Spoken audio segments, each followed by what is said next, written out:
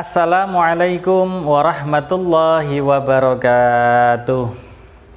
Alhamdulillahirabbil alamin. Amma ba'du. Halo anak-anak kelas 2. Bagaimana kabarnya hari ini? Baik? Sehat? Alhamdulillah. Pak Irfan doakan mudah-mudahan anak-anak bersama dengan orang tua dan seluruh anggota keluarga yang ada di rumah dalam keadaan sehat walafiat. Amin ya rabbal alamin. Ketemu lagi, jumpa lagi dengan Pak Irfan dalam kegiatan pembelajaran pendidikan agama Islam dan budi pekerti. Hari ini kita akan lanjutkan belajar untuk kelas 2. Anak-anak, agar belajar kita menjadi belajar yang berkah, diridhoi oleh Allah Subhanahu wa Ta'ala, dan tentunya mendapatkan ilmu yang manfaat. Yuk kita bersama-sama membaca doa.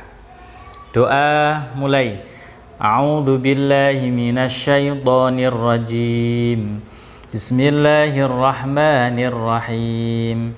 Rabbi zidni ilma warzuqni fahma. Amin ya rabbal alamin. Anak-anak yang soleh dan solehah, pernahkah kalian mendengar ungkapan an-nadhafatu minal iman? Kebersihan itu sebagian dari iman. Pernah tidak? Ya, itu adalah ungkapan, ya, sebuah ungkapan dari bahasa Arab yang sangat populer, sangat terkenal, agar kita berperilaku menjaga kebersihan. Ya, tapi itu bukan hadis ya. Nah, hadis yang datang dari Rasulullah Muhammad SAW adalah hadis yang diriwayatkan oleh Imam Muslim yang berbunyi at-tahuru syatrul iman. Bersuci itu sebagian dari iman.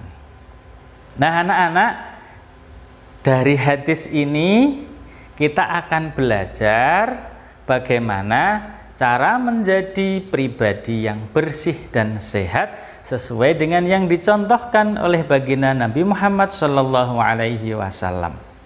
Sehingga tujuan pembelajaran kita hari ini, setelah anak-anak menonton dan mempelajari video ini, kalian dapat berperilaku hidup sehat dalam kehidupan sehari-hari.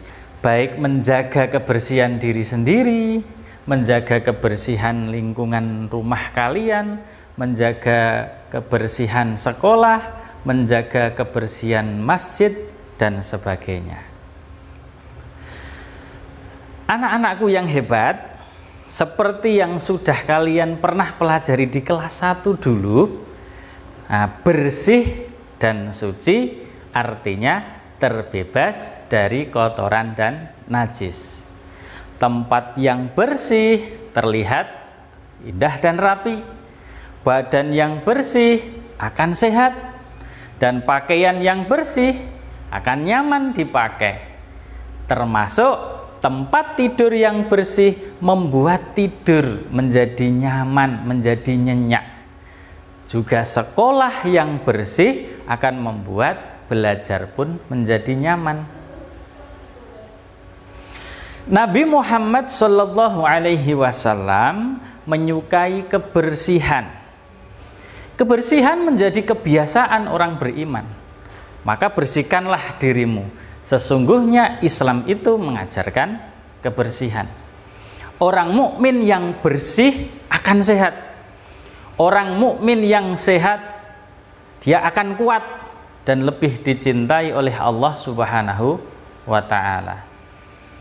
Hidup bersih dengan cara membersihkan badan dan pakaian serta lingkungan sekitar. Hidup sehat dengan cara makan dan minum secara teratur, istirahat yang cukup, olahraga, ibadah, dan lain-lain. Islam adalah agama yang bersih dan memerintahkan umatnya untuk menjaga kebersihan, baik kebersihan badan maupun kebersihan hati.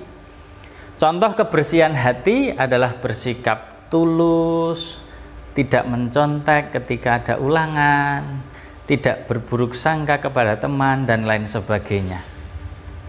Menjaga kebersihan akan membuat seseorang mudah memperoleh surganya Allah. Sebagian besar ibadah yang kita lakukan mensyaratkan adanya kebersihan, baik itu kebersihan badan, kebersihan pakaian, dan tempat dari najis. Misalnya sholat. Nah, sholat itu tidak akan sah dan tidak akan diterima apabila badan, pakaian, dan tempat kita sholat terdapat najis. Begitu juga dengan kebersihan hati. Hanya orang yang bersih hatinya yang dapat menjalankan ibadah dengan penuh keikhlasan. Kebersihan juga menunjukkan keimanan seseorang, karena kebersihan tadi sebagian dari iman. Orang yang beriman sudah pasti akan menjaga kebersihan dirinya, baik kebersihan lahir maupun kebersihan batin. Anak-anak yang soleh dan solehah, lalu apa saja contoh perilaku hidup bersih dan sehat yang dapat kita terapkan dalam kehidupan sehari-hari? Oke, yang pertama adalah kebersihan diri sendiri. Apa saja? Contohnya, mandi 2 kali sehari menggunakan sabun. Juga keramas atau mencuci rambut dengan sampo. Menggosok gigi ketika bangun tidur dan hendak tidur atau sesudah makan. Kemudian mengganti pakaian setiap hari, memotong kuku dengan rutin, memangkas rambut dan bulu-bulu yang panjang, mencuci tangan dengan air bersih mengalir dan sabun, juga mencuci kaki ketika sebelum tidur, atau lebih bagus lagi adalah dengan berwudu sebelum tidur. Nah, itu tadi contoh kebersihan terhadap diri sendiri. Lalu yang kedua, anak-anak, adalah kebersihan tempat tinggal atau rumah kita. Apa saja contohnya? Ya, contohnya memberantas jentik-jentik nyamuk di rumah. Kemudian membersihkan kamar mandi dan selalu menyiramnya kembali setelah buang air kecil dan buang air besar. Juga menyapu dan mengepel lantai rumah. Lalu membuang sampah di tempat sampah. Merapikan dan menyimpan kembali semua peralatan termasuk mainan yang telah digunakan pada tempatnya. Lalu membersihkan dan merapikan tempat tidur. Nah, itu tadi adalah kebersihan yang bisa kita lakukan di rumah atau di tempat tinggal kita. Lalu yang ketiga, anak-anak, adalah menjaga kebersihan sekolah. Contohnya adalah membersihkan papan tulis kelas, menjaga ruang kelas ini tetap bersih, membuang sampah pada tempatnya, melaksanakan kerja bakti atau gotong royong, juga membentuk dan mengaktifkan regu piket kelas. Nah, termasuk melaksanakan gerakan Jumat bersih dan lain sebagainya. Ini yang bisa kita lakukan dalam menjaga kebersihan lingkungan sekolah. Lalu yang terakhir, anak-anak, adalah yang keempat adalah kebersihan masjid atau tempat ibadah. Nah, apa yang bisa kita lakukan? Contohnya, membersihkan lantai dan karpet dari sampah dan debu secara rutin.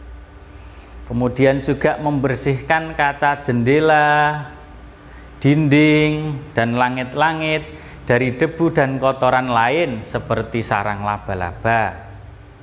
Kemudian menyiram kamar mandi setelah buang air.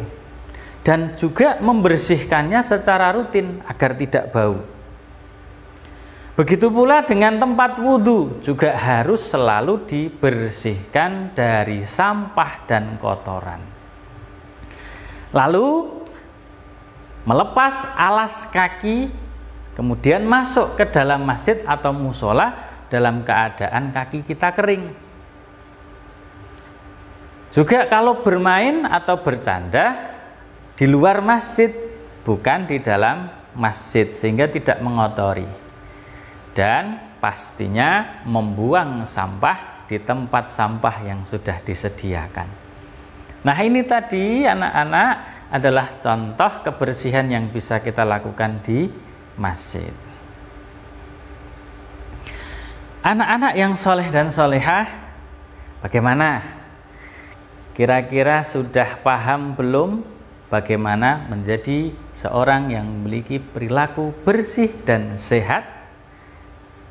Dengan kita menerapkan kegiatan-kegiatan tadi, kebersihan yang ada di rumah, kebersihan yang ada di sekolah, kebersihan yang ada di masjid atau lingkungan sekitar kita, termasuk kebersihan terhadap diri kita sendiri, insya Allah anak-anak akan menjadi seorang pribadi yang bersih dan tentunya sehat. Kalau bersih, insya Allah sehat. Kalau sehat, insya Allah jadi kuat. Dan pribadi yang kuat adalah pribadi yang dicintai oleh Allah Subhanahu wa Ta'ala. Nah, anak-anak yang soleh dan solehah, sampai di sini dulu kegiatan pembelajaran kita tentang menjaga kebersihan diri dan lingkungan.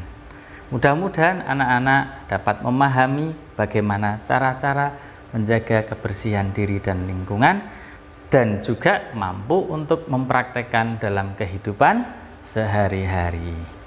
Baik anak-anak, untuk menutup kegiatan kita pada hari ini, mari kita bersama-sama membaca hamdalah alhamdulillahirabbil alamin. Sampai jumpa lagi pada pertemuan di video selanjutnya. Wallahul muwafiq ila aqwamit thariq. Wassalamualaikum warahmatullahi wabarakatuh.